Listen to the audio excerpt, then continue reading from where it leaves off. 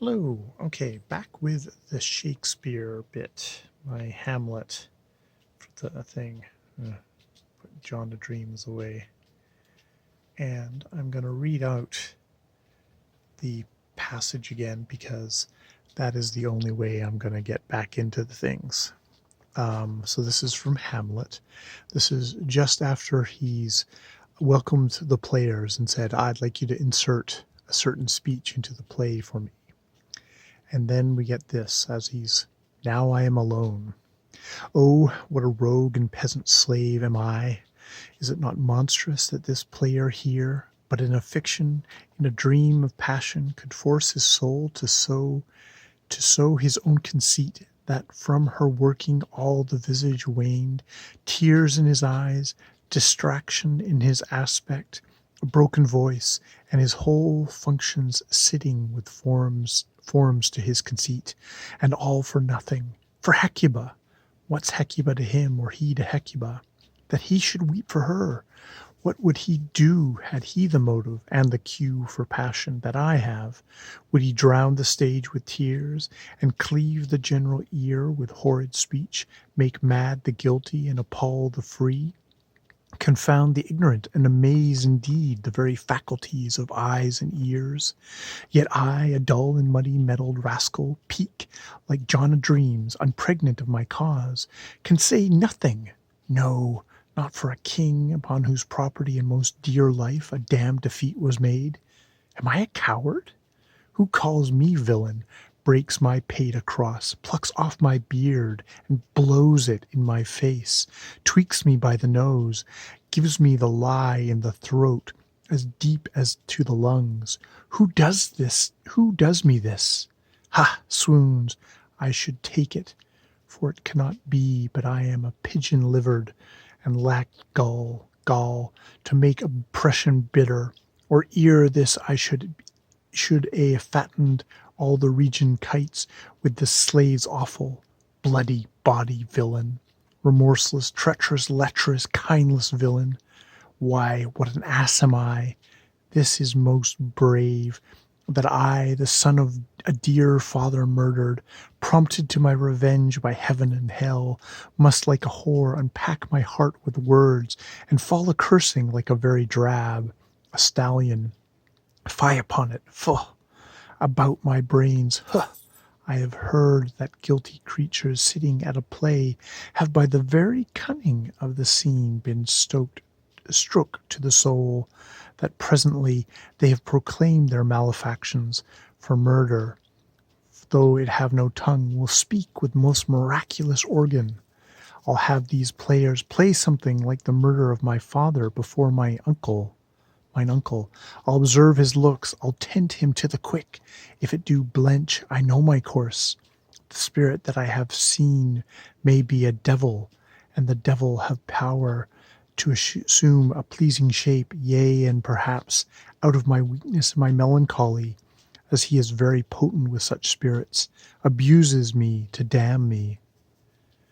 I'll have grounds more relative than this. The play's the thing, wherein I'll catch the conscience of the king. And so, yeah, that is the end of Act 2, and then we'll swip into Act 3 after that, but that's how math goes, Act 1, Act 2. So, yeah, I just wanted to kind of take myself through a bit of that. Now I'm alone. Oh, what a rogue and peasant slave am I. He's a peasant slave. It's like he's powerless, but he's a rogue. And he's going like, isn't it monstrous that this player here can kind of simulate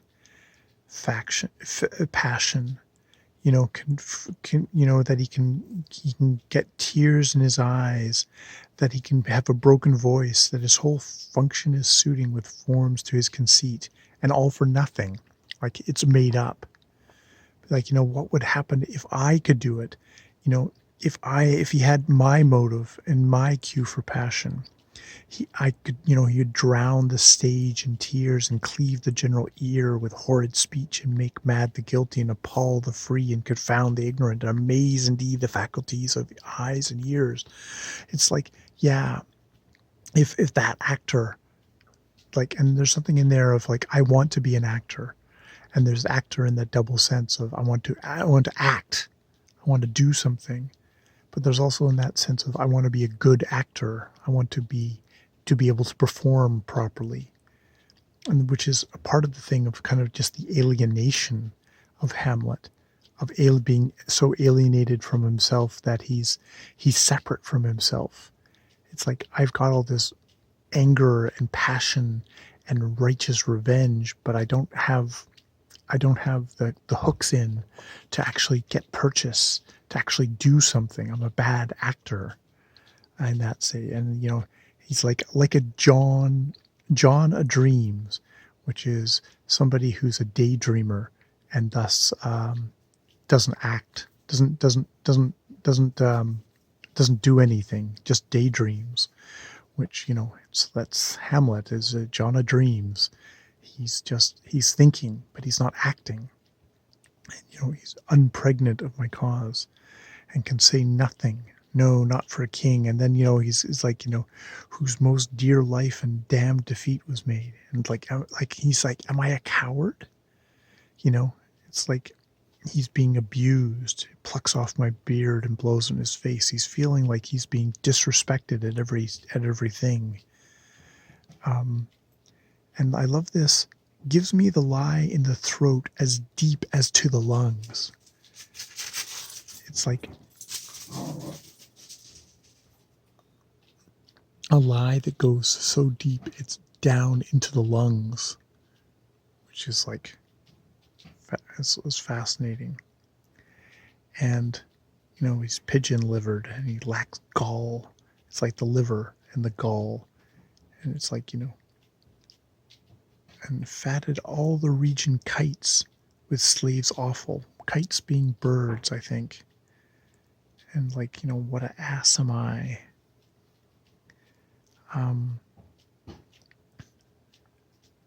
He's prompted that I, a son of a dear father murdered, prompt to my revenge by heaven and hell. So it's interesting because he knows like the spirit, and I guess the spirit is something unnatural, so that could be hell, or, you know, heaven. It would be like the righteousness of my thing. But like a whore must unpack my heart with words and fall a cursing like a very drab a stallion. So there's that thing of, you know, a prostitute who's paid to simulate love. It's like, again, it's like an actor, and it's like unpack my heart with words. It's like I'm opening my heart with words instead of actions, instead of deeds again. But, and you know, it's here where he goes, I've heard that guilty creatures sitting at a play have, by the very beginning of the scene, been struck to the soul, that presently they have proclaimed their malefactions, like so moved by art that they confess their deeds, which is interesting because you have them sort of thinking this here, but he's already seems to have enacted that earlier where he's told the player that I want to insert some words into things. So this is sort of something that he knows about already. It's like maybe he's just reminding himself. But it's interesting, that idea of like the conceit of like I'm gonna do a play that might actually make you confess your sins. It's like, is part of Hamlet about making the audience confess their sins, about their falseness, about their dark deeds? And you know, that is a thing to say. And you know, he does say, you know, that spirit I've seen, I can't trust him because it might be a devil, and hath the power to please, to assume a pleasing shape. That kind of goes back to that idea of like, is this spirit just something of a reflection of Hamlet reflecting back on himself out of his own weakness and melancholy? So yes, that's where we go, where the play's the thing wherein I'll catch the conscience of the king. And that word conscience, it's like, does, you know, that this is all assuming that Claudius has a conscience, which actually we do know because we've seen him earlier. We as the audience know that he's Something's preying on his conscience. Now, that could be just guilt over marrying his brother's wife, or, invading his brother's space. We don't know. At least we don't know at this point. We do know if we've read the rest of the play, which I have. I'm going to leave it there. I don't know if this was